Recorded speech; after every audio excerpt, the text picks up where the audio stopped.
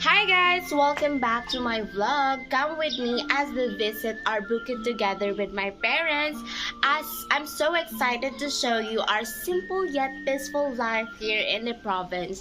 From our small bahay kubo vibes, beautiful nature vibes, hanggang sa pag-aalaga ng mga hayop namin. If you're into relaxing provincial moments and calm nature vibes, then this vlog is perfect for you. So sit back, relax, and enjoy watching! Hi guys! So finally, nandito na kami sa bukid and grabe, ibang klase yung fresh air. Parang libre yung oxygen. Charot. Looking at the surrounding guys, puro trees, tahimik, and maririnig mo talaga yung nature sounds. Walang traffic, walang busina, minsan signal lang talaga yung nawawala. Pero okay lang.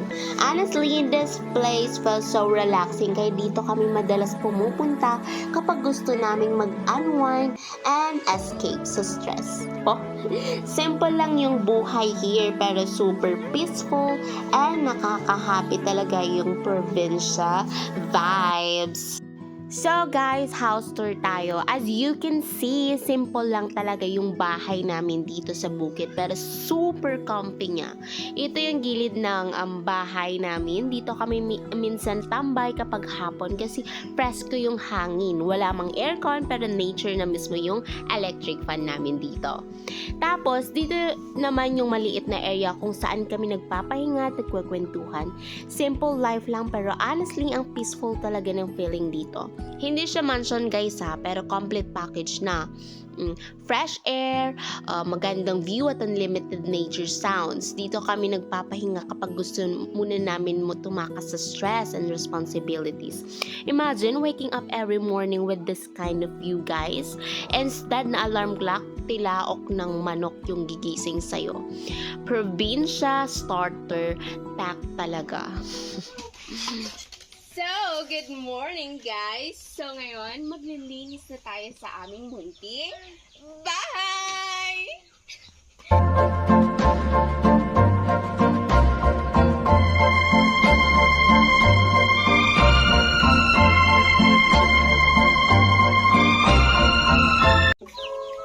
So, ngayon naman guys, ay magpapakain tayo ng mga alaga naming hayop dito sa aming munting bahay. Samahan niyo ako. Excuse me, my dear. Magpapakain tayo ng mga manok.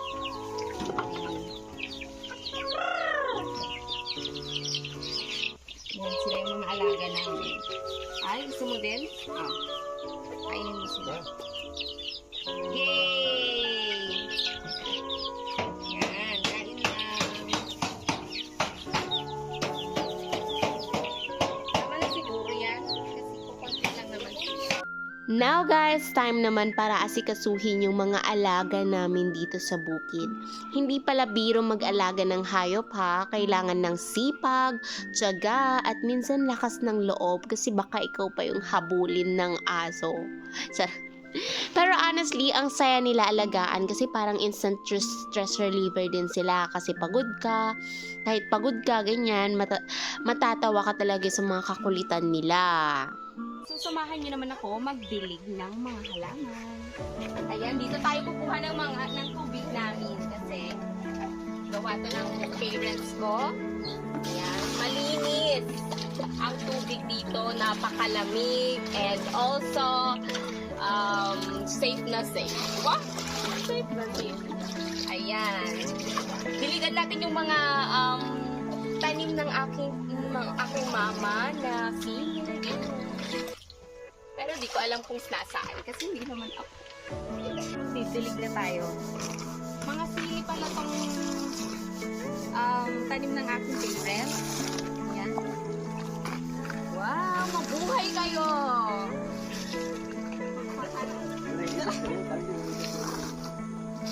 Ayan.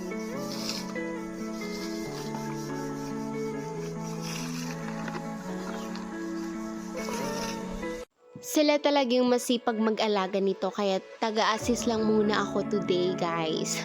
Pero honestly nakakatuwa rin tumulong kasi ang satisfying makita na healthy and buhay na buhay yung mga halaman dito sa bukid. So, ayan guys, makikita nyo yung mga tanim na saging ng parents ko. Diyan talaga sila kumukuha ng paggastos namin sa pag-aaral at sa pang-araw-araw na needs namin. Kaya habang lumalaki ako, mas na-appreciate ko yung sipag at pagod nila para maibigay yung mga kailangan namin.